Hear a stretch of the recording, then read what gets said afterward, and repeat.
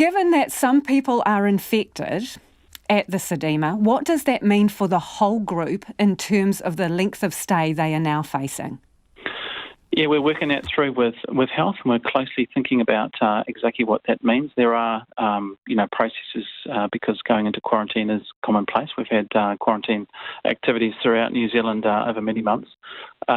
What we may well do is just think about whether we do reset the clock for this cohort or whether or not, that's a necessary step. It's early days in that process. We're working closely with the Ministry and the DHB to come to the right conclusion.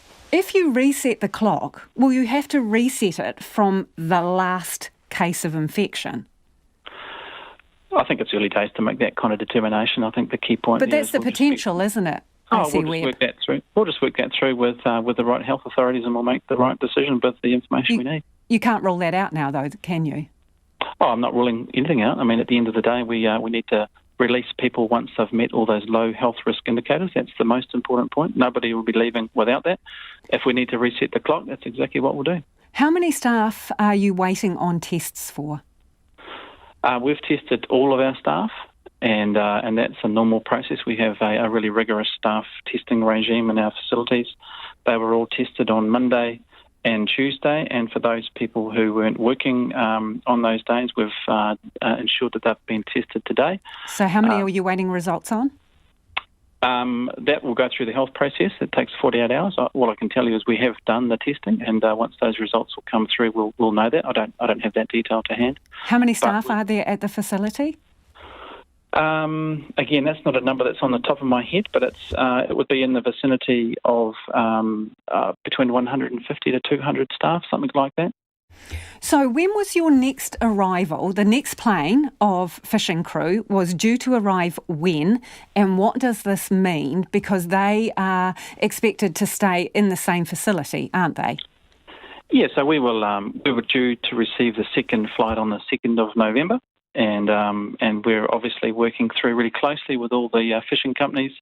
They fully understand that safety and welfare comes first and foremost. If we need to make a delay based on any operational decision, that's exactly what we'll do. So what date were the second lot due to arrive? 2nd of November. Realistically, are you going to be clear in order to bring them in? Again, I'd be speculating, but if you're asking me to make a speculation, I'd say I don't think we would be. I think we'd be looking to make a delay, and that's a logical thing to do. We can certainly easily make that happen. We're in really good communications with all necessary parties, and we'll just work that through. The key point is let's make sure we keep everybody safe. And that is Air Commodore Darren Webb. It is almost 23 minutes past 5 and you're with Checkpoint on RNZ National. We're keen for your feedback on that. Is it just a sign that the system is working to have 8 people in the Sedema confirmed with COVID-19? Or is the system under pressure and should we put off that next flight of crew arriving? Those are the people that will crew fishing boats here. You can text us on 2101, tweet us at Checkpoint RNZ or send us an email, checkpoint@rnz.co.nz. It is time to get to the business news now with Nicholas Poynton, who's joining us from the Wellington studio. Nicholas, tell us what's going on at Flight Centre. More job losses, is it? Yeah, look, we probably should have, we could probably expect this is coming along. The company is going to axe a further 160 jobs and shut down another 23 stores across the country and yet another restructure. It's already laid off about 600 staff this year and closed about 70 stores as a result of COVID-19, which has essentially, put a lid on international tourism at the moment. However, I must say that it was a little bit cheeky that the company didn't publicly announce these job cuts. Rather, it let its customers know in an email earlier this week. This has been a bit of a trend we've begun to see with a few companies at the moment. It's really just an aside, just a personal gripe. But I think what is interesting is that earlier this year, I've been on the show to talk about that there's been some reports from litigators, insolvency experts who've talked about how the government's various fiscal support measures have been propping up companies that would otherwise be doomed without it. This is a company that specialises in travel bookings. It's received about $11 million in through the wage subsidy. It's also benefiting from that $50 million reimbursement scheme for travel credit. And so what we have learnt today, it may be a bit of a sign of things to come for those businesses that are most exposed to COVID-19, because look, the last of the wage subsidy, it is beginning to wrap up, and it isn't really too much of a surprise that we have received another announcement about more job layoffs. What was interesting, though, was that the company's managing director said that without a doubt, the company can make it through this crisis. I hope he's right, but we'll just have to wait and see. Nicholas, what can you tell us about the markets today? Yeah, look, the NZX Top 50, it's down by about 0.25% or 29 points to 12,432. Our own dollar is trading at 66 US cents, 93.3 Australian, 50.9 British pence in gold. It's up by about $10 today to 1,917 US dollars an ounce. Thanks, Nicholas. That was Nicholas Poynton joining us with business news from our Wellington studio. The Green Party co-leaders say they've had fruitful discussions with the Labour Party about how the two parties will work together this term. But the will they, won't they is set to continue, with the Greens confirming there are more talks to be had. Here's our political reporter, Charlie Drever. The Greens co-leader, Marama Davidson, is keeping quiet about what was laid out on the negotiating table, other than the snacks, of course. What was on the table was Crispies and cup of tea and coffee. I had Crispies, but we had a fruitful discussion, and we've got some further discussions to have. I think it's Tuesday, looking at next Tuesday. But the whole point, I think, I want to be really clear, the whole starting point for us is what we can do to make change in the areas of protecting climate, our environment, and addressing inequality. Both co-leaders James Shaw and Marama Davidson recently indicated a desire to hold ministerial portfolios, but today pedalled back on that. We can't talk about the content of the discussions, the only thing that we can say is that we ran on a campaign, as Marama said, on climate action, on protecting nature and on ending inequality. We had a series of quite well thought through policy priorities in relation to those. And that's what's important to us. The Greens have little negotiating power, as Labour currently doesn't need them to form a government. Former Green Party MPs like Catherine Delahunty reckon the party is better off pushing for change from opposition. And today, David Seymour advised them against negotiations with Labour. Look, I know what that situation's like from the previous parliament, where people said, well, why don't you negotiate? And I said, well, because they don't need the numbers, so there's no point in doing it. Look, if I was the Green Party, I would resist the urge to be hugged to death by Labour, but it looks like they're going to fall for it. That's their problem. But James Shaw says the party is aware of the risks. But those have always been true, right? Nothing has changed in 20 years. And so, sometimes we're in a position to be able to have conversations about forming a government, and sometimes we aren't. Now we are in a position to be having those conversations. Okay. We have to look at the pros and cons of all of the options on the table in front of us. Is Labour going to hug you to death? No, they're going to be kind. The Green leaders say they are feeling positive about the discussions, which are set to continue next week. From Parliament, for Checkpoint, Ko Charlie Drever, DNA.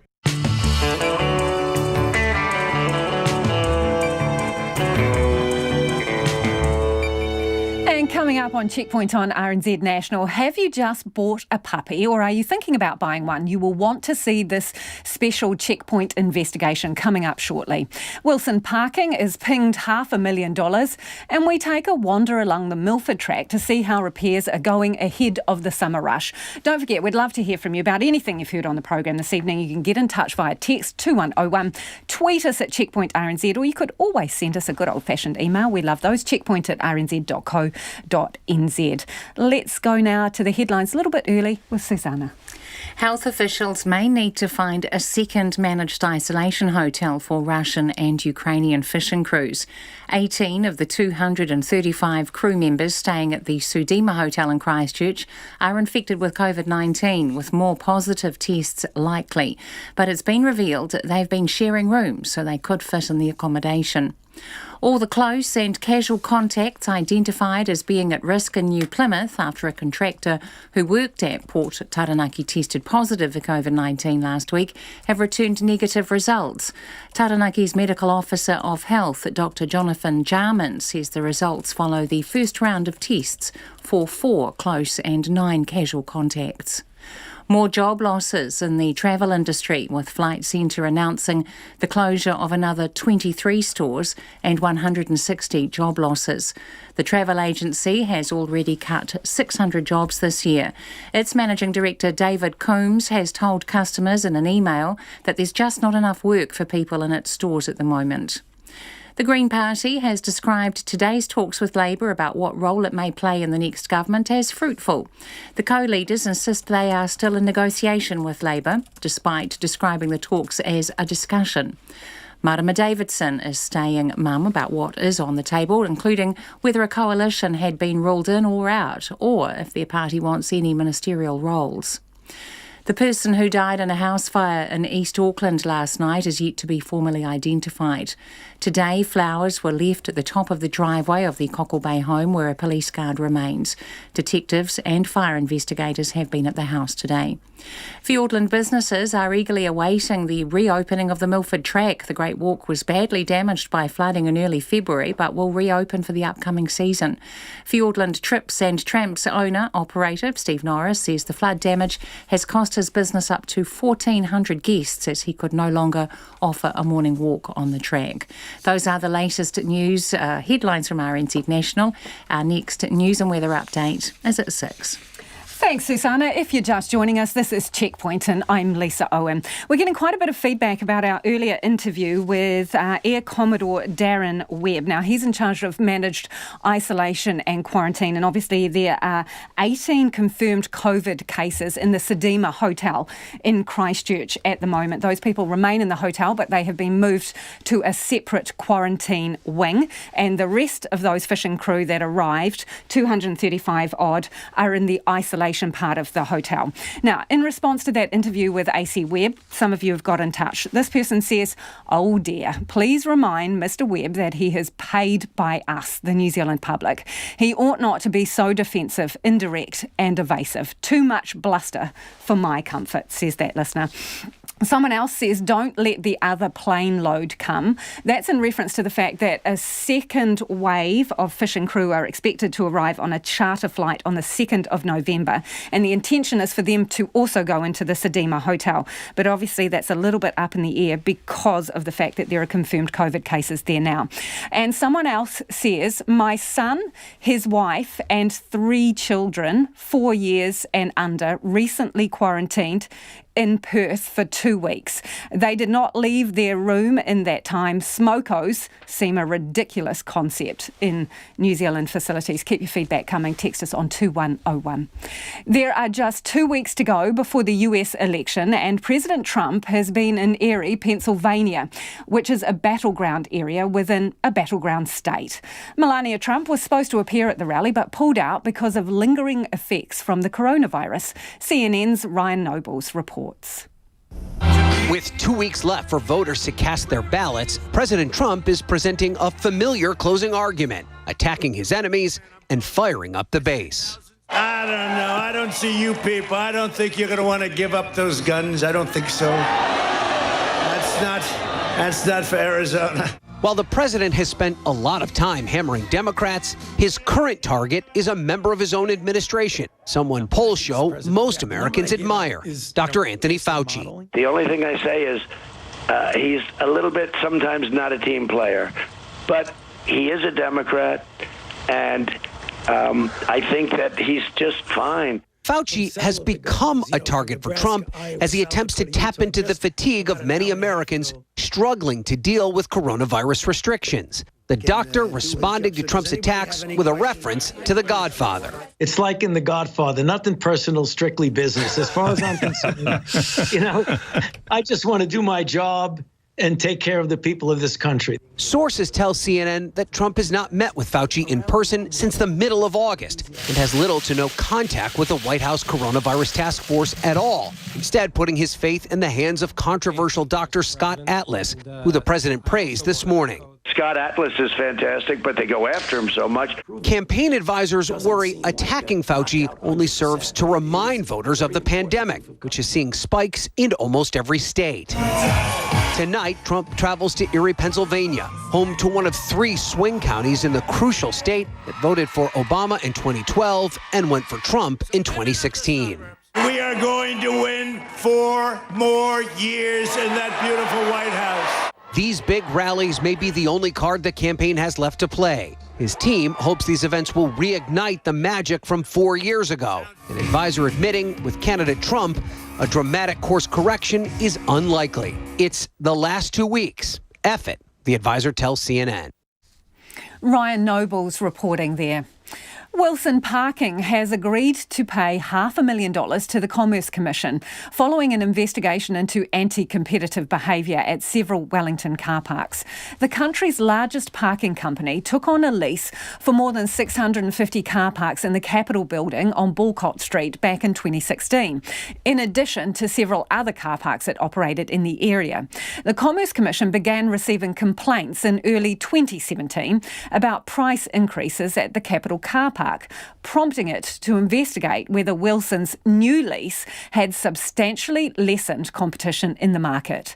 Commerce Commission Chair Anna Rawlings told our reporter Nita Blake-Person Wilson Parking had previously asked for permission to lease another building a year earlier. In 2015, Wilson Parking came to the Commission because they were acquiring another lease, which was for the Plymouth Towers car park, also on Bulcott Street. And when it did that, the Commission allowed the transaction, but was important to the Commission that we thought competition would be offered by the Capitol car park, which was a big multi-level car park, which is at 50 to 60 Bulcott Street, so near that Plymouth Towers car park. And then shortly afterwards, it acquired that Capitol car park. So the Commission had said previously that we thought it was important that the Capitol car park was in separate operation and ownership at that time. In addition to removing competition, what did it do with prices? That wasn't a part of this particular decision to bring the proceeding. What we look at is whether the transaction itself was likely to substantially lessen competition. And competition can have a number of effects. It can prevent prices from increasing by ensuring that competitors are competing over price for their customers, or it can sometimes result in a monopolist, for example, offering a lower quality of service, so reduced hours of parking or reduced numbers of spaces, that kind of thing. So what are the consequences of all these proceedings you've brought? So when Wilson Parking acquired the lease for the Capitol car park and the Commission formed the view that it was likely to have removed an important alternative for consumers in that Bulcott Street area, we brought a case in the High Court in relation to that acquisition. And what we've done now is agreed with Wilson Parking that it will divest that car park and another couple of car parks, returning competition to the area. And in our view, that restores competition and is a really good result for consumers. With Wilson giving up these car parks, how many more are available to Wellingtonians that are now no longer linked to Wilson Parking? So the release of the 3 car parking facilities it currently operates, including the Capitol car park that the Commission was concerned about, releases around 850 car parks out of Wilson Parking hands. And that was the Commerce Commission Chair Anna Rawlings speaking to reporter Nita Blake-Person. Now, we are having a few technical issues here tonight. Please bear with us. We're not able to play our special investigation just yet, but we hope to bring that for you after 6, so stay tuned in. A Wellington nightclub worker says he reported one of the individuals at the centre of a raft of sexual assault allegations to the police 3 months ago. A police investigation has been launched after multiple accusations of rape, sexual assaults and predatory behaviour by a group of musicians surfaced on social media. It comes amid revelations the capital's entertainment district has the highest rate of assaults and sexual assaults in the country. Our reporter Harry Locke has been following this story, and a warning, his report does contain some distressing content.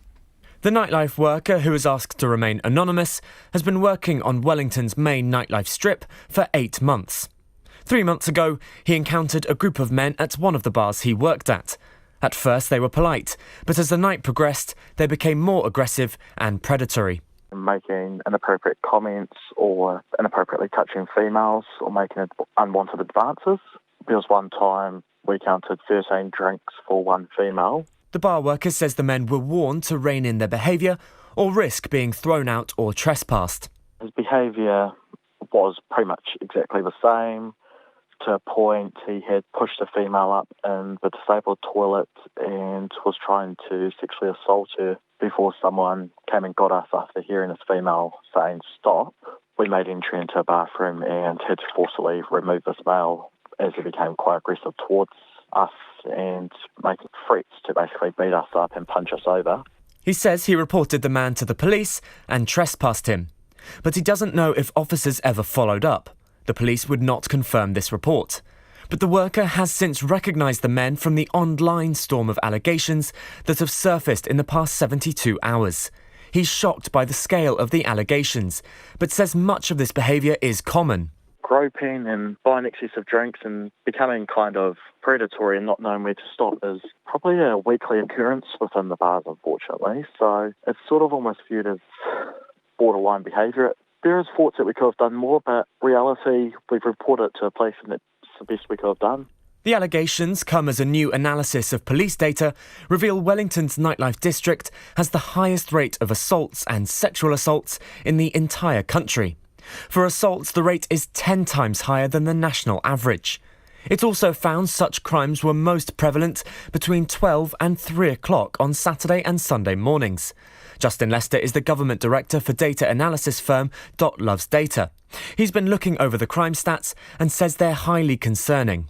Wellington assaults and sexual assaults stick out. It does make a bit of sense. It's probably the densest place where you see a lot of drinking and a lot of young people hanging out in a space, so it's kind of right for people to target. But yeah, it's not good. Wellington Help is a service for survivors of sexual abuse. Their acting chief executive, Sela Luopo, says the figures reflect her daily experience. The sexual assaults that have been happening have always been happening, and the numbers are always high, and the fact that this has come out is just what's been happening for us. We're constantly having to respond to all these numbers. In light of the police investigation into the musicians, there have been calls for those with experiences or information to come forward. But she says she's concerned that will be putting pressure on survivors. I would recommend that if they do want to have a private, anonymous conversation, that they reach out to an agency like ours and we can tell them what the options are. What does the police process look like? What can support look like? And how can we do this safely for you, for your family and whānau? Police say inquiries are still ongoing and have reiterated their message for anyone with information to contact them. For Checkpoint, Harry Locke. Now to remote Fiordland, where crews have been working hard to restore the Milford Track against a looming deadline. The Great Walk was badly damaged when a metre of rain fell in less than 3 days in early February, causing widespread flooding, landslips and stranding hundreds of people. DOC has set its sights on reopening the Milford Track this summer, with all places booked out within an hour of bookings opening. Reporter Tess Brunton has been on the Milford Track to see how progress is going. It's been called the finest walk in the world, and on a bluebird day, it's not difficult to see how the iconic Milford Track lures people in. But in early February, nature unleashed its full fury, and guide Oliver Misson was near the centre of the storm with 41 guests. Yeah, you guys are getting on there. I think you're going to be fine. The rain certainly dropped off down this way, but we're going to hold off here for a little bit to see how you guys are getting on once you're through the worst of it there. Probably. As Fiordland guides, he and his 3 colleagues are used to the rain, and to start with, it wasn't too bad. In areas there was water up to our 5, but everyone was very still water, so everyone was able to get through there fairly safely. Many eels were on the track that day in particular. The eels get a bit off course and end up on the track and scare the customers. They're mostly more scared of you, so you just kind of splash around and they go away. The rain eased around lunchtime and they made it to Pamplona Lodge, a bit soggy but in good spirits. But then the skies opened, unleashing a torrent that didn't ease for nearly 48 hours. You look down the valley and there's just waterfalls coming down the side of the valley. It actually blew out our water intake. So ironically, we ran out of water. We were on emergency supply of water in our lodge because we had no water coming into the tank. We were showering outside at one point because just the force of that water had blown out the intake. For 3 nights they were stuck, entertaining themselves with movies, yoga and carving animals out of fruit before helicopters could evacuate them to Glenorchy. Flying through the mountains, slips are visible on the hillsides. Today we landed downstream of Giant's Gate Bridge on a new part of the riverbed that was once covered in trees, some debris still visible. Site supervisor Matthew Tom says logistics have been a massive challenge for his specialist team over the past 3 weeks. You know, like in a regular construction project, you can pop down to placemakers. If you forget something on these projects, you can't forget anything. You sort of get one shot at it. Aviation fuel's really expensive, so if you forget something, you know, your project manager's not very happy. Yeah, so we sort of put in a heap of preparation before we fly in for these jobs, and all the materials have to go to the right side of the river and into the right place. And if we've got multiple sites here, so we've had materials that have to go into multiple places. It took 18 loads to bring in all the gear and material, each weighing up to a tonne. Work has been done to try and make the bridge as flood-proof as possible. It's been extended, raised and strengthened. The crew lives in a makeshift camp not far away, which has a few creature comforts, including a tumble dryer. Matthew Tom says it's the hardest, most hostile environment to work in, despite its beauty. It's challenging, you know, you've got cold conditions, and it's sort of a struggle to stay motivated, you know, definitely, and keep the team motivated. So you were definitely lucky that we had a strong team who was capable of pushing through and keeping on working in those conditions, really, and the light at the end of the tunnel's in sight, you know. You just have a case of keeping on going and putting on that wet gear again, morning after morning, and yeah, finally you get there. Before Madeline Peacock joined Destination Fiordland, she guided day trips along the Milford Track to the bridge, with Weka wreaking havoc like they have for the bridge team. It was often times I'd have to chase them in the hope that they'd drop whatever they'd stolen out of a client's backpack, or the cup of Milo they'd just run off with, the first aid kit, so they're a bit naughty. Department of Conservation Principal Ranger Grant Tremaine walked through not long after the floods. The fact that Giant's Gate Bridge was just gone, it was just lying in the creek. When I first crossed this, it was between knee and waist deep water, and then something like 11 different slips, like major slips crossing the track. He had his doubts they'd be ready in time. The idea that we've got people walking the full length of the Milford Track in 2020 is just phenomenal, actually. Some days I didn't think that was going to happen, but absolutely hats off to everyone that's pulled together, and all the New Zealanders that have shown the interest in coming and walking it. It was a record sellout of bookings, how quickly it sold out. He says they're on track to welcome through walkers on the first day of summer. In Tiano for Checkpoint, Cortes Brunton, Tane. And if you were listening to Tessa's piece on radio, we'll put it up online. There's some fantastic video from the helicopter as they head in there to the Milford Track. You can see it for yourself. Let's head offshore now. The UK is pushing ahead to become the first country in the world to conduct challenge trials where people are deliberately infected with the coronavirus. The healthy volunteers will spend 2 weeks at a clinical trial unit in London and be monitored for side effects for up to a year. The research is part of global efforts to find an effective vaccine, but experts are divided over the trial. The BBC's Fergus Walsh has more.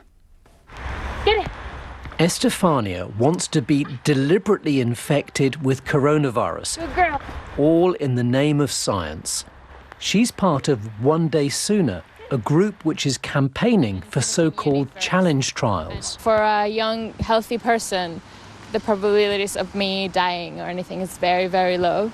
And so when I think about what society gains by getting a vaccine sooner, I'm not that worried about the risks. Thousands of people like Edward are part of COVID vaccine trials, but it could be months before we know whether the jab protects them against coronavirus.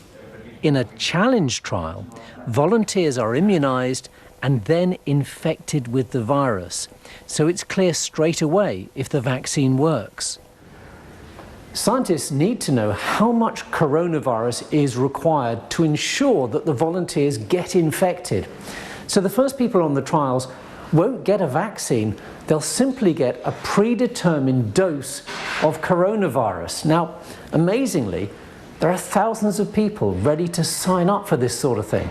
So after 2 weeks, they were spent in here, so they'll be closely monitored. Those taking part will need to be aged between 18 and 30 and are likely to receive around £4,000.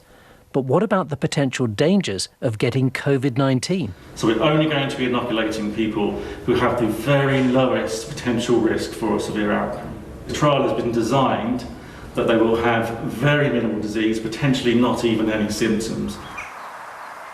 Gary is a challenge trial veteran. He's had malaria as part of one study. And this is him drinking a solution laced with typhoid bacteria. The experimental typhoid vaccine he was trialling worked and is now saving lives. Really the confirmation that you really were part of something which really made a huge difference to lives around the world. You know, we're talking hundreds of thousands of people that can now benefit from a typhoid vaccine. But yeah, that was pretty fantastic. The world owes a debt of gratitude to all medical volunteers, but especially those ready to get a disease. Challenge studies don't replace conventional trials, but they might just speed up the process of finding out which coronavirus vaccines work best. And that's the BBC's Fergus Walsh with that report. And quite extraordinary. Would you volunteer to be a guinea pig, to be infected? 2101 on the text. British Prime Minister Boris Johnson is imposing tougher lockdown restrictions on Greater Manchester in northern England. The plan has been resisted by leaders in the north who say the government isn't providing them with enough financial support to cope with the tightest restrictions. The BBC's Vicky Young reports. For more than a week, the politicians have argued. For businesses, that's meant uncertainty and anxiety. Today, Chris's worst fears became reality. His pub in Wigan has to close. We sort of knew it was coming, so it could be bad news for the business and a struggle. But it's good news to finally get some information, to finally know, right, OK, we can start planning now, we can start making plans for the business, for the staff, and start figuring out what we're actually going to do. We've been waiting in limbo for 10 days, feels like a month. Greater Manchester's leaders have been demanding more money to help workers whose income will fall because of closures. They were given until midday to accept a final offer from the government, but there was no agreement, and ministers in London said they'd impose tougher restrictions. We made a generous and extensive offer to support Manchester's business. I want to stress, this offer was proportionate to the support we've given Merseyside and Lancashire. The Mayor didn't accept this, unfortunately, and given the public health situation, I must now proceed with moving Greater Manchester, as I say, to the very high alert level. And here is the Mayor finding out scraps of information during his own press conference. So it's going to be £20 million only, and they are going to try and pick off individual councils. News that didn't go down well here. I mean, it's brutal, to be honest, isn't it? This is no way to run the country in a national crisis. It isn't. This is not right. They should not be doing this, grinding people down, trying to accept the least that they can get away with. His team calculated that £90 million was needed until the end of March. Eventually, he said he'd accept £65 million. The government offered 60. And is this a game of poker? Are they playing poker with places and people's lives through a pandemic? Is that what this is about? The people who drive those taxis, who work in the pubs, many of them who may have voted for them, they said to them they would level up. What we've seen today is a deliberate act of levelling down. Well said, Andy. So what help is there for areas in the very high alert level Tier 3? The government offers financial support amounting to £8 per head of the local population. So for Greater Manchester, that would mean £22 million. This is just to fund contact tracing, enforcement and helping the clinically vulnerable. On top of that, Lancashire and Liverpool City region also agreed extra economic packages worth millions. But talks on similar funding for Greater Manchester have stalled. Are you withdrawing the extra, what you called generous offer? Is that now off the table? And what do you say to the Mayor of Greater Manchester, who has accused you of grinding down communities through these negotiations? I bitterly regret any restrictions that lead to damage to businesses and to people's lives. Of course I do. The funds are there. They're massive. And What we couldn't do, I hope people understand, was do a deal with Greater Manchester that really would have been out of kilter with the agreements we'd already reached with Merseyside and with Lancashire. That was the... Later, Downing Street clarified that the offer of 60 million was still on the table. Other areas, including Teesside and South Yorkshire, are locked in their own battle with the government over money. It's an urgent situation, but progress is slow. The BBC's Vicky Young there. After years of complaints, the avenue of alder trees lining New Plymouth's Main Street are undergoing a heavy trim before they get the chop completely. Retailers blame fallen leaves and flower clusters from the trees for blocking drains and causing a slip hazard, but some shoppers say they'll be sad to see them go. Our Taranaki Whanganui reporter Robin Martin has more. Planted along Devon Street about 20 years ago, the 60 Italian trees now tower up to 10 metres high and have been the subject of 35 formal complaints to council since 2005. Even its own health and safety officer was moved to file a report after taking a tumble on the treacherous combination of fallen leaves and flower pods on sodden paving stones. Shop manager at Ballantyne's Fashion Central, Robin Paul, can sympathise. She also found herself on her backside. Because the build-up of leaves on the pavement, and with rain or moisture, people are literally slipping, like sliding. I've hurt myself once a few years ago, same thing. We've had several customers that have slid over outside the store. Framing consultant at Jane's Gallery, Helen McLaurin, says the trees are more trouble than they're worth. We love the look of the trees. They certainly provide shade in summer, but in winter time, having to clean out the footpath from people having accidents is not so nice, and that's the reality of them. Miss McLaurin has lost count of the number of times she's called an ambulance for stricken pedestrians. Several times in the years that I've been here, and even just picking people up off the street when they step out of their car. It's normally raining and they're in a hurry to get out of the rain, and they will slip over, and it can just be the smallest piece of leaf that causes these accidents. Paul O'Neill has lived in an apartment on Devon Street for more than 2 decades. He can remember the trees going in. But unfortunately they're the wrong trees. They chose the wrong trees, and they are dangerous. With regard to the gutterings and clogging up, it's like a lawn. You cut the lawn. If the gutterings get blocked up, you unblock the gutterings. And that's what I've been doing for the last 20-odd years. The Mayor, Neil Holdham, says the council has now decided enough's enough and the trees have to go. Well, if you look at the trees, they're now huge and they're no longer fit for purpose. They're causing significant property damage. They're causing damage to the footpaths, and they're deterring the property owners from renovating or tidying up their shop fronts. You know, it's these shops and the buildings in there that's driving our economy, and so we've got to support them as well. But shoppers are divided over the tree's fate. Absolutely stay, absolutely. I just think the council or whoever the contractor is get out here more frequently and just maintain, clean it up. Certainly don't get rid of them. Well, I think they should all come down anyway. They're wrong because it's like ice when you walk down here. As a member of the public, I like them, but probably if I had a shop here, I'm not too sure because they can be a bit messy. I think they should stay. I don't even think they should be, well, trimmed obviously, but I think they should definitely stay. The first step in the tree's demise is the $30,000 trim taking place this week. The council will then come up with a plan to replace the alders as part of its central city strategy, potentially at a cost of more than $400,000.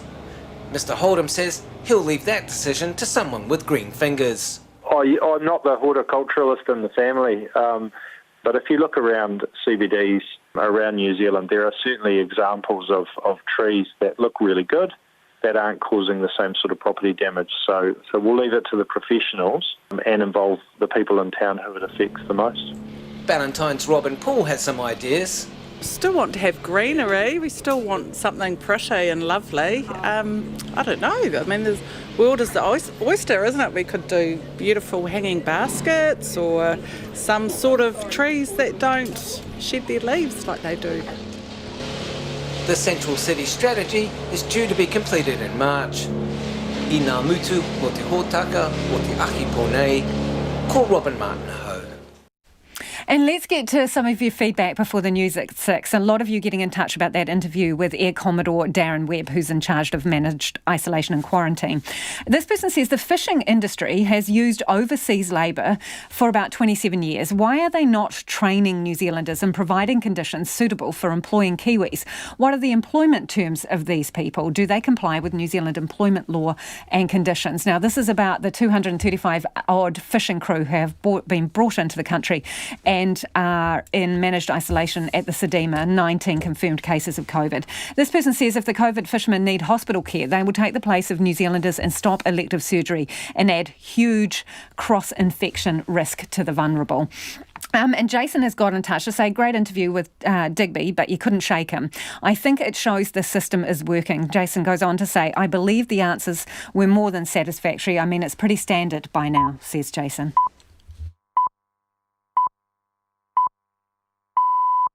RNZ News at 6. Ngā mihi nui ko Susana Leata tēnei.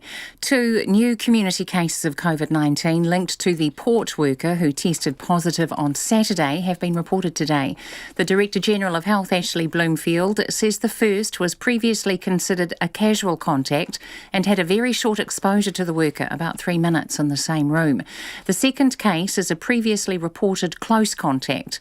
25 other new cases have been reported, most of them Russian and Ukrainian fishing crew members in managed isolation in a Christchurch hotel. A second hotel may need to be found, as it's been revealed they've been sharing rooms so they could all be accommodated. In the meantime, those who have tested positive are being moved into single rooms. Dr Bloomfield says a day 6 test has also been added to the day 3 and day 12 ones, and the crew members may have to stay longer than 14 days in isolation. At the same time, the head of managed isolation is defending the sharing of rooms. Darren Webb told Checkpoint the people in any given room never mix with anyone from outside that room. So that's just our normal systems operating just as they should, Lisa. So we have all of the normal staff on site, the hotel staff, the security staff, the health staff.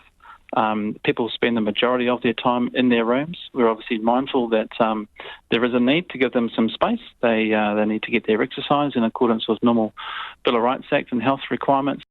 Air Commodore Darren Webb. Britain has recorded its highest daily increase in the number of coronavirus-related deaths since early June. The 241 deaths represent a rise of almost 40% in 1 week. Here's our correspondent, Holly Hudson. Commenting on the latest rise in reported deaths, Dr Yvonne Doyle, Medical Director of Public Health England, said the trend in deaths is rising sharply. Tuesday's figure is nearly 5 times higher than the number announced last week and brings the official death toll since the start of the pandemic in the UK to 43,967. Another 21,331 people were also confirmed to have tested positive. Both numbers show the second wave of coronavirus continues to grip the UK, with cases, hospital admissions and fatalities all surging since schools, universities and offices went back in September. Holly Hudson, London. Hong Kong's flagship airline Cathay Pacific is slashing more than 8,000 jobs and closing its Dragon Air subsidiary as part of a sweeping restructuring triggered by the pandemic. Our correspondent Richard Kimber reports from Hong Kong. Cathay's management says that even in their most optimistic scenario for next year, they'll still be operating at well under half the passenger capacity of 2019. It's cutting more than 5,000 jobs in Hong Kong.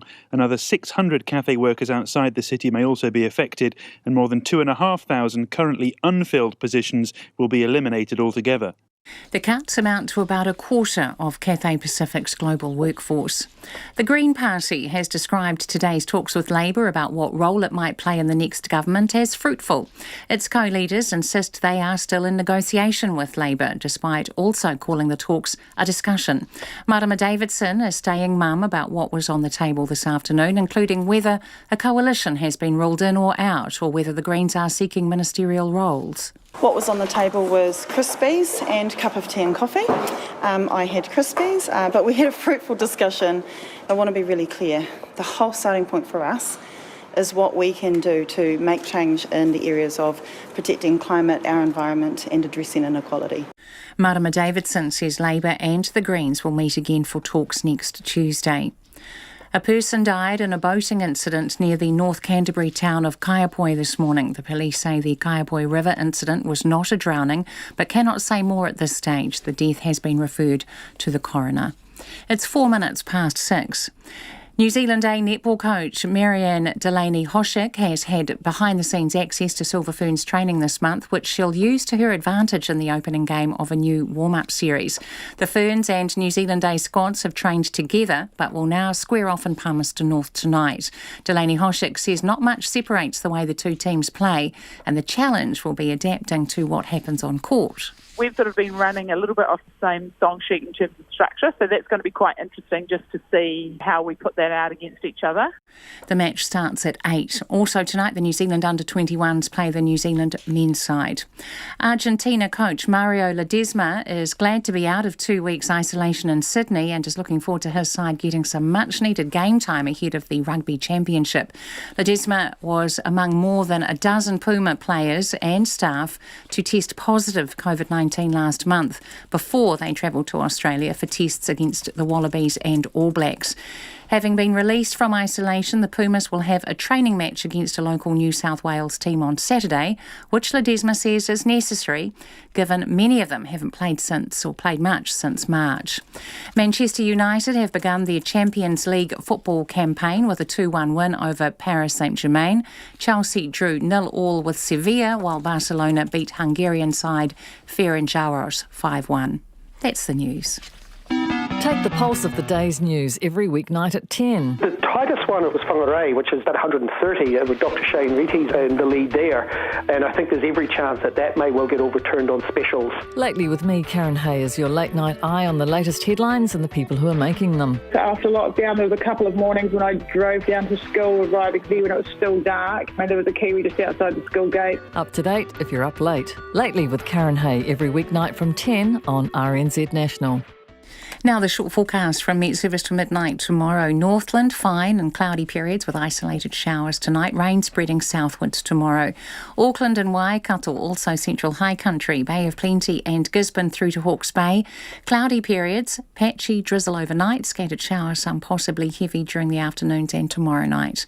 Taranaki and Whanganui, cloudy with isolated showers. Manawatu to Wellington, also Wairarapa, also Nelson, Bulla and Westland, fine and cloudy periods. Marlborough, Canterbury, Otago and Southland mainly fine, but areas of low cloud or fog morning and night with patchy drizzle possible. Fiordland and Stewart Island, cloudy periods and occasional light showers. Chatham Islands mainly fine tonight, cloud increasing tomorrow and light rain developing. RNZ National, it's coming up to 6:07. Thanks, Susanna, and welcome back. This is Checkpoint, and I'm Lisa Owen. A Hawke's Bay woman continued to breed and vaccinate puppies on her farm despite the discovery of parvovirus just months earlier. The revelation is part of a Checkpoint investigation into the poor health of 2 puppies produced by prolific Hastings dog breeder Margaret Hakama. The Boxer Cross pups, bought by 2 unsuspecting Auckland families, did not have parvovirus, but one of the purchasers ended up euthanasing their new pet due to a suspected congenital issue. And Checkpoint can tonight reveal it's been served with an order on behalf of the SPCA, which has commenced its own investigation into the breeder. The order references suspected offences under the Animal Welfare Act. Here's our reporter Nick Trubridge and cameraman Nick Monroe with this special investigation. I've had to put down a dog before, and that was heartbreaking. But that was after 14 years. And you can sort of eventually find peace in the fact that it was their time and they had a life. But with Loki, I mean, it was more than heartbreaking. It was just devastating because they hadn't had a life. Sarah Peterson's boxer puppy Loki never got to go on his first walk before his life came to an abrupt end. But to understand this convoluted story of sick puppies, angry owners, sales agents and a prolific dog breeder, we need to go back to the beginning. Sarah Peterson first spotted Loki on Trade Me for $2,250. On July 15, she sent the seller, Hastings-based James Roberts, a number of questions about the puppy. What food is he being fed? How long have you been a breeder? Have you had any issues with previous litters or the parents? And lastly, do you have any questions for me? He said he'd been feeding Loki large breed puppy food, that Loki had been socialised with friends, teenagers, children and other pets. He did not say how long he had been a breeder. Mr. Roberts also neglected to answer a question on the health of Loki's parents. On July 18, James Roberts dropped Loki, along with a number of other puppies in the litter, to Auckland in his silver BMW station wagon. That's where Sarah Peterson says she asked more questions about Loki's condition. As we were holding him, then we could see the scabs on his head, and I could see the scabs on the heads of the other puppies too. And so we asked James, what those were and whether or not, they'd been treated. And so he was saying that they were nothing, they were just from fighting, nothing, no worries there. She then pressed on the health of Loki's parents again. We hadn't actually got a clear answer on, more information about the parents. And he again just shrugged and just said he didn't really know. He was just the person driving them up for racing, and he wasn't the breeder. And that was kind of the first we'd heard that he wasn't the breeder, because we'd have been dealing with him before, and from the trading he had, it was his account. But it was only when Sarah Peterson took Loki home that she noticed issues with the puppy's legs. Once we took him back inside, then you could see that when he was trying to get up, when he was sitting down or when he was lying down, if he tries to get up, he had to kind of put in a little bit of extra effort because his hind legs weren't very strong. So that was another thing that we sort of noted to mention to the vet, because we were already planning to take him to the vet first thing. So, on July 20, 2 days after James Roberts dropped Loki off, Sarah Peterson took the wee boxer pup to her vet. Vet notes from that visit, provided to Checkpoint, show the pup was underweight with a pot belly and had a mite and parasite infestation. And then she told us that he was riddled with parasites. Like, those were her words. She said, completely riddled. After that first visit to the vet, Peterson says she noticed Loki's stability issues getting worse. 1 week after that first vet visit, when it really started to accelerate, he started to see that it was getting a lot worse. He started falling over a lot and just been unable to get back up. And also he'd start expressing kind of pain if he ended up falling over onto his left side, or if he ended up rolling onto his left side. He'd be in quite a lot of pain. We could also see him struggling when he was trying to go to the bathroom, because he was so unbalanced, because his left leg was a little bit worse than his right. So he was unbalanced and couldn't maintain his balance. So that was quite sort of painful to watch, and it was quite kind of painful for him as well. So, on July 28, it was back to the vet for a second time. The vet noted pain in Loki's hips and restricted movement.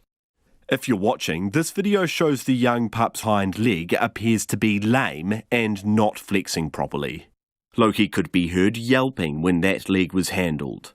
His left hock, that's the ankle joint, could not be fully flexed, while his knee could not be flexed at all. The vets observed Loki growling and appear in pain when his right leg was manipulated, though it was noted this leg had more movement than the left. The vet suspected a congenital issue or polyarthritis, and Loki was booked in for an X-ray under general anaesthetic on July 30. And then the vet who was actually doing the X-rays, one of the more experienced surgeons at the clinic, he called me about 2 o'clock that afternoon, and he's got some really bad news basically, and that there isn't a recovery path for Loki. He said he'd looked at the X-rays and the blood tests, and there was just no realistic chance of recovery. Vet's notes show Loki was suffering from suspected congenital quadriceps contraction, and his left hind leg could not be flexed at all. The right leg also appeared to have worsened. The vet also noted Loki was suffering from dermatocosis, which causes mange in dogs.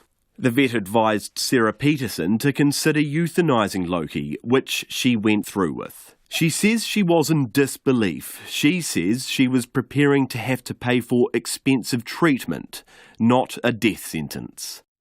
he told me that if it was his own puppy, then he would put him down. And it was just, I just couldn't believe that it was kind of all over for Loki. Like, he was only 10 weeks old. He only just started to sort of come out of his shell, we start to see a bit of his personality, and he had so many things that he still had to experience. He had so many, puppy things to still do. He hadn't even been on his first walk. Sarah contacted James Roberts about Loki's health issues and untimely demise on August 3. After no response, she emailed again a week later on August 10. Mr. Roberts responded the same day, advising her to follow up with the breeder. He told Sarah the breeder's name was Margaret. Her full name is Margaret Harkimer. Miss Harkimer left the following voice message for Sarah on August 12. Hi, Sarah. If you're able to get back to me on this number regarding the boxer puppies, I had a chance to talk to our veterinarians, and we'll take the next step forward. So I just wanted to have just a quick chat with you to let you know what's gone on. We're just going to give you your money back.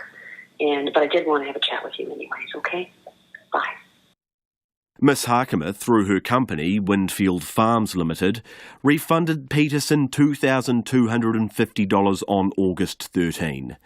But Sarah Peterson wasn't the only recipient of a boxer pup with health issues from that litter of 9. Justine Van Zyl paid $2,250 for her pup, Cooper, which she picked up off James Roberts from an Auckland petrol station on July 18. So we got him on the 18th. On the 20th, my husband noticed that the scab was getting worse on his forehead and spreading. On the 22nd, I took my pup to the vet to get checked, and they had said that he had puppy pyoderma and cellulitis in his ear, at both his ears. He was whimpering from the day we got him, and I didn't know why. So when I took him to the vet, she had said because he was in such severe pain because of his ears, and he was always scratching at them. Notes from Justine's own vet on July 22 show Cooper had inflamed ears with scabs from the trauma of scratching, as well as multiple raised nodules over the top of his head and under his chin. By July 28, the date of the second vet visit, Cooper was noted as constantly scratching his ears. The pinna of his ears was still very inflamed, with raised nodules that were ulcerated in places. Justine Van Zyl was given a raft of medications for Cooper. By the next visit, on August 4, Justine Van Zyl's vet observed Cooper's skin was a lot better and had continued to improve since. So we had to end up paying out over $800 already at the vet after we'd paid $2,250 to James for the dog. Justine Van Zyl says she wants the money she paid for the pup and subsequent vet bills back, while James has offered to reimburse her first round of vet bills. Justine Van Zyl says she found the offer unsatisfactory and has pressed on with a disputes tribunal claim. Checkpoint had a number of questions about this litter. We wanted to know where they'd come from, where were they raised, and what conditions were they brought up in. Our investigation led us here to Hastings in the Hawke's Bay, and our first visit was to the people who sold the puppies.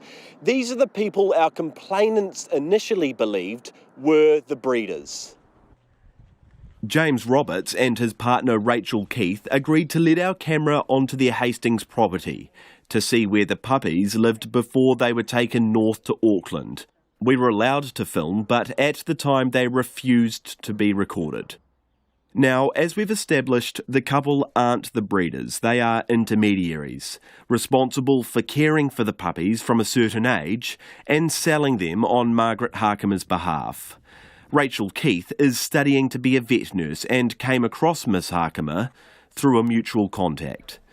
She says her and James Roberts have sold multiple litters of puppies on Miss Harkimer's behalf since March. Yep, so there was cavoodles, there was a labradoodle, which is obviously Labrador crossed with a poodle, there was Pomeranians, and there was this lot, so 4. Rachel Keith says the puppies are dropped off at her property by Miss Harkimer when they are around 6 weeks old. She's told us she's never visited Miss Harkimer's property herself to see the puppies she sells on her behalf. Because I didn't want to. I had my own stuff going on. We were busy with the puppies. I have a family to raise. I had my study. It wasn't an issue. Margaret Harkimer says other intermediaries have visited her property and she does not discourage them from doing so. As for the property they're kept in at Miss Keith's, it has ample space and dogs of her own for socialisation. When we first get them, they stay inside in our laundry area, and we have a back door which we fence off, and so they get like an indoor-outdoor flow, and we keep them in there for at least a week and a half till we're sort of happy that they're settled in. And then we move them out into our garage, which is lined, and we put down rubber mats so they're not directly on the concrete.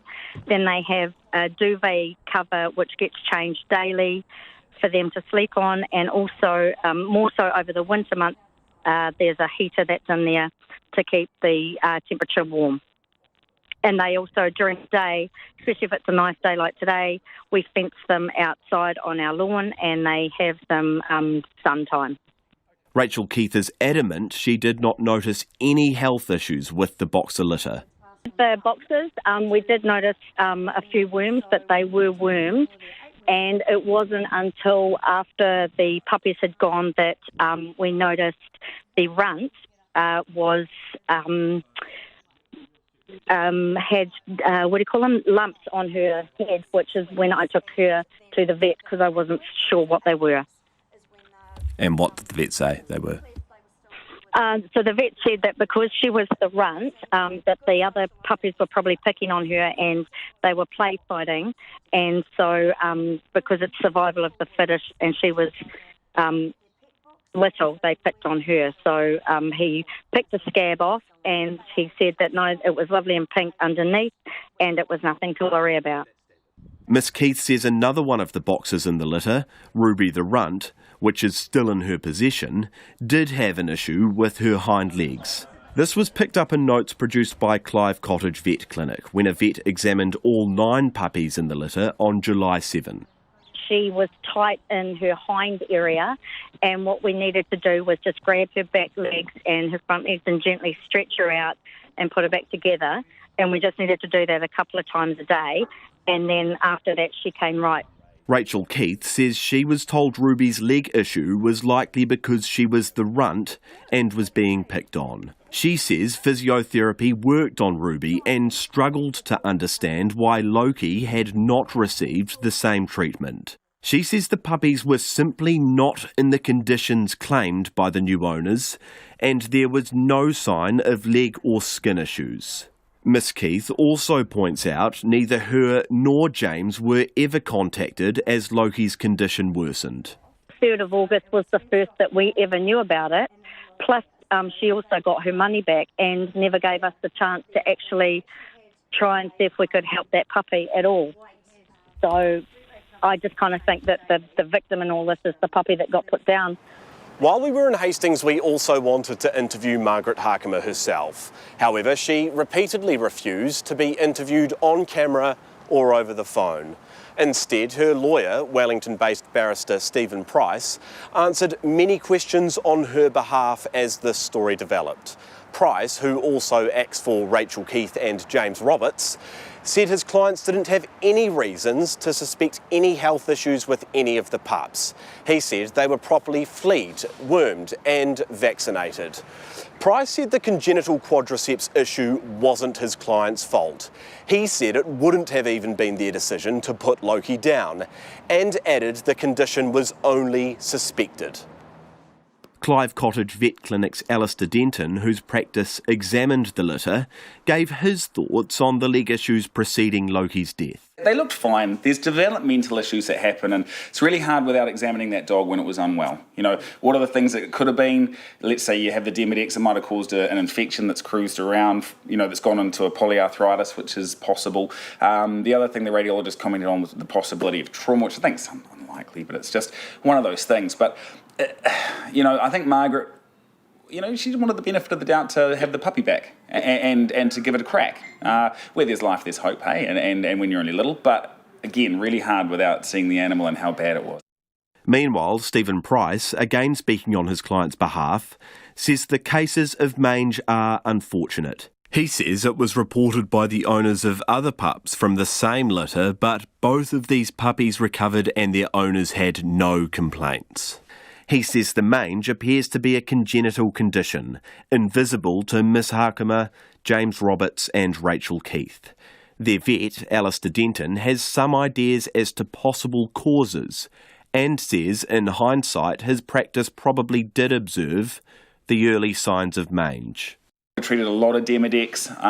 The fact that it's 2 or 3 in a litter that all got it suggests that it's an unlucky pairing of, you know, male and mum and dad who together had maybe a recessive gene that predisposed them to a problem, okay? Now, could you know that ahead of time? You can do genetic tests now. I know a lot of breeders aren't doing it, but Margaret's asked if she can, actually I think she's asked to come in today to get this dog genetic tested. So I feel like from her point of view, she's doing what she can, and this has been a horrible experience for her as well. Meanwhile, Stephen Price says Miss Harkimer has taken Clive Cottage vet's advice not to breed from Boss, the boxer pup's mother, again. On September 21, Mr Price told Checkpoint Boss would be genetically tested and the results provided to Checkpoint no matter what the outcome. So far, no results have arrived. In response to Checkpoint's questions about whether Miss Harkimer should genetically test her dogs, Price says his clients are baffled by the question, asking what possible need there could be to do so. He also says Miss Harkimer's vets were not suggesting it. However, Serena Dix, who runs the Boxers and Bullies Charitable Trust, has a different view. There's no excuses for that not to be done these days. It's so cheap. It's not expensive anymore. I mean, if you've got a female and you get 4 litters out of her and she produces 10 puppies and you sell each litter of 10 puppies for $2,000 each, that bitch only has to have 1 lot of genetic testing done at $240. So there's absolutely no reason why that can't be done. Potential genetic issues can be picked up in such tests. As with all breeds, there's sort of predisposed conditions that they are more prone to.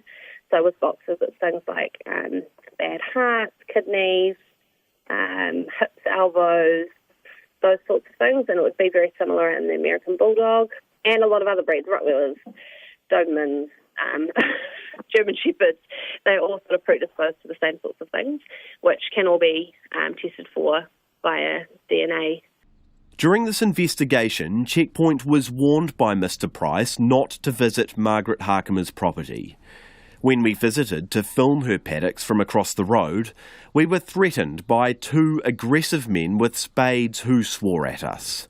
Price has since supplied us with this video of that rural property Margaret Harkimer uses for breeding. The footage shows large grass areas for the animals, and Price says there are numerous kennels on site. He also offered to allow a third party to visit and report back.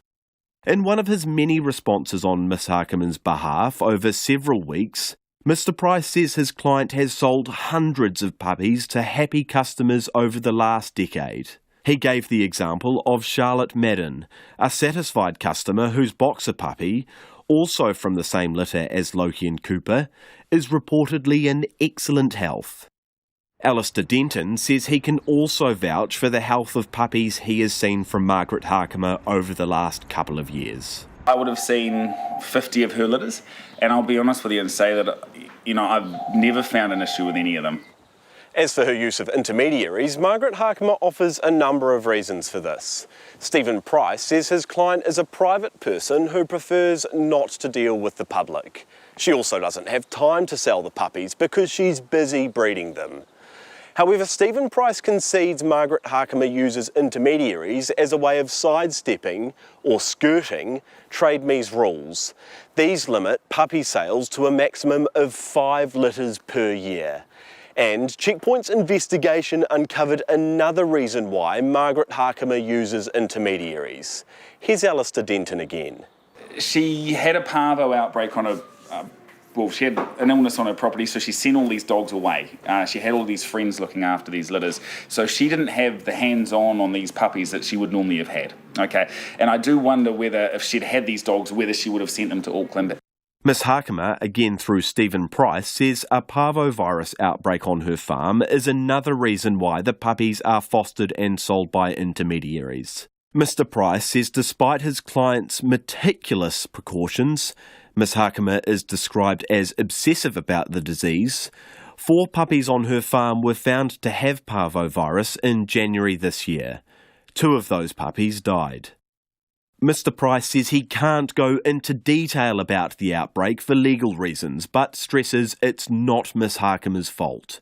Mr Price says he is willing to offer RNZ a confidential briefing instead. The parvovirus outbreak also helps explain another Waikato-based puppy purchaser's complaint. The buyer, who asked not to be named, purchased a Labradoodle from another of Ms Harkimer's intermediaries. Another Hawke's Bay couple, Abby Sherwood and Jacob Milden, in May this year. And then when we received the puppy and we took it home, we sort of started to think, well, we should have got a vet book, and we hadn't received a vet book, and that was starting to be a bit of a cause for concern. So we inquired back to the people that we had purchased the dog off, and things started to get more and more fishy, I guess, for the fact that there was no vet book, no proof of vaccinations when they had sold the dog to us. And we were under the assumption that the dog had its first vaccination, which would need to be documented in a vet book to be able to take that to our vet. Abby Sherwood did not respond to Checkpoint's questions, but Ms Harkimer, again speaking through her lawyer, Stephen Price, has been able to explain the missing vet book. When the parvovirus outbreak occurred, she started vaccinating her own puppies at her farm. This was confirmed by Abby Sherwood in a text to the Labradoodle's owner. Mr Price says this started in April during level 4 lockdown and with the Labradoodle litter. He says this is an extra early vaccination to get the puppy's immune system up and running.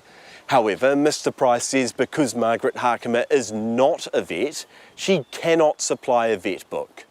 The New Zealand Veterinary Association says a registered vet must give authorisation for a breeder to vaccinate their own puppies and, ideally, see the puppies first.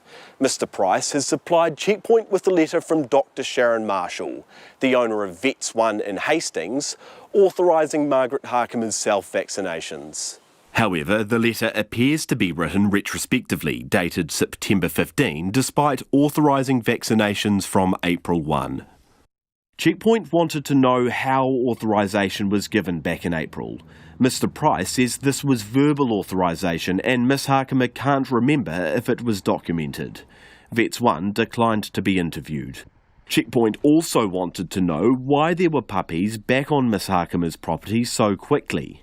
The New Zealand Veterinary Association says only fully vaccinated dogs should be on a property for the 6 to 12 months following the discovery of parvovirus, which can significantly impact a breeder's ability to have litters. Mr Price was unable to offer an answer to this question.